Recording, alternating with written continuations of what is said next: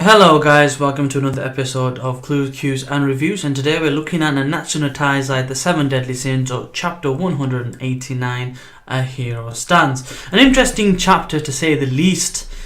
A lot for speculation, things that we've got to kind of wait and see what happens, but interesting nonetheless. I want to try to keep this short and sweet. We've got 4 points and then the 5th one is for speculation, so without further ado, let's get into the review. So, point number 1. Meliodas all what seems like normal. He does his normal thing. He says he's fine. He's got his hearts back. He's still a pervert as usual. He's still groping Elizabeth. I think the only thing really changes in that dynamic is that Elizabeth is less shy. That girl gone grown up. So, that's an interesting change. I guess him dying, kind of being in a coma, whatever have you, kind of reassured or reaffirmed her feelings for him, and I guess character development ensued on the back of that. So, interesting point number 1. So, point number 2. Thus, Derriere got wrecked. That one body shot that sent her flying put her in a bad way. So, Monspier basically catches up with her, tells her to take her time, and he goes, don't overdo yourself. But she has a plan.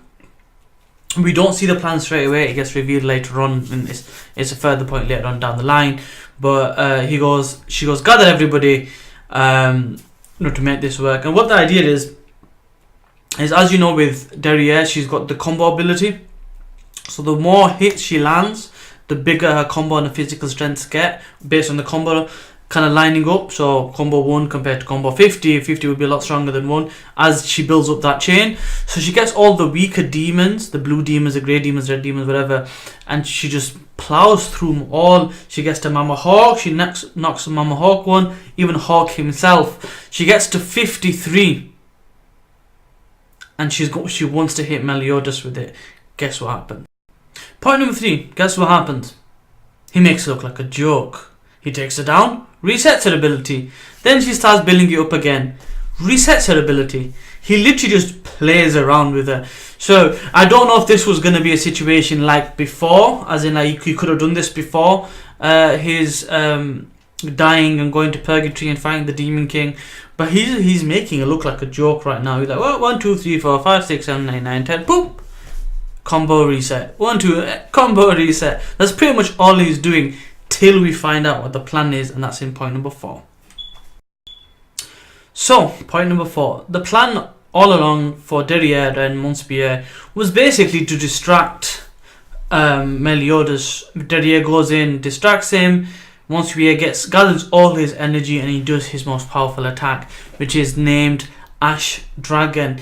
Now, there's a phrase that I'm trying to read out that shows so much of an importance to the character development or change, which will lead into point 5 of Meliodas, and it says, if possible, I don't want to kill you, is what I would have said before. Now, just die. Is what he says before throwing Derriere to Monspier, taking the brunt of the Ash Dragon attack, full countering it back at both of them with the plan that he wants to kill them. And that's how the chapter ends, which leads on to point number 5, change. So all the previous points were very short points. I try to keep them trimmed, try to keep them to the point, because I want to speculate in this final point. There's a few things that seemed off in this chapter, and a lot of it was through Meliodas. Meliodas is a character that would have said, I don't want to kill you, I want to just end this peacefully if we can, but he's changed. He was in purgatory, and although we saw a little bit of what he did in purgatory, we don't know what the result was. The idea that when he faces the Demon King saps some of his emotions away, gets stronger himself, and takes some of the humanity away from Meliodas. The colder and the more heartless Meliodas becomes, the more powerful he becomes. And I'd imagine now he's a lot closer to his final strength. We don't know how much of Meliodas' power has gone up. We don't know how strong the Demon King has become. We don't even know what's happened to Esterosa and Zeldris. Ultimately, it's going to be something that we're going to get revealed in the chapters in the future, and it will be a situation where we'll get flashbacks and so on and so forth. But he really didn't care. He did just went and just aimed to kill them. Now, bearing in mind, Zeldris and Esteros are out of the equation, so their curses couldn't affect him now, so that they couldn't come back and affect him. So he was free to do what he wanted. Now, with them out of the picture, he can hunt down the rest of them. With 2 of the remaining 10 commandments at the castle in Leonis, he can probably hunt them down. Now, is this the end of Mont Spier and Derriere?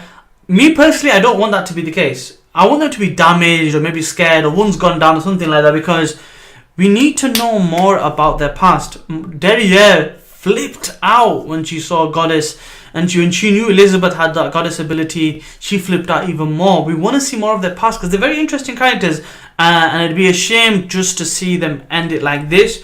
So if they do die, I want them to be in purgatory to find out more about them and for them to return.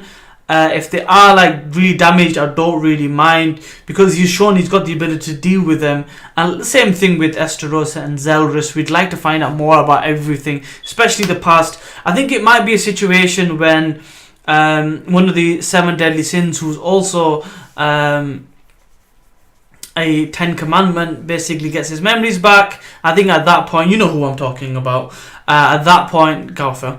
At that point, we'll basically know more. So it's interesting that he dealt with him so mercilessly. He is closer to his original form, even though Iskar's his tattoo, demon tattoo, is a lot closer to that as well. Does that mean he's got closer to his form and he was full on 10 commandment leader?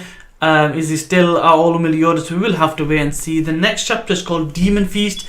Is that demons feasting on souls, or is that him feasting on their souls and eliminating them? We will have to wait and see. A good chunk of the follower demons were taken care of, at least 51. So how many more are there about? We don't know. We'll have to wait and see. That's a quick review for me. Hope you enjoyed the chapter. It was crazy. Hope you enjoyed my review. Give me a thumbs up and let me know what you thought in the comment section below about anything that I pointed out in this 5-point review and speculation. And if you haven't already, please subscribe. I greatly appreciate that, and I'll see you next time.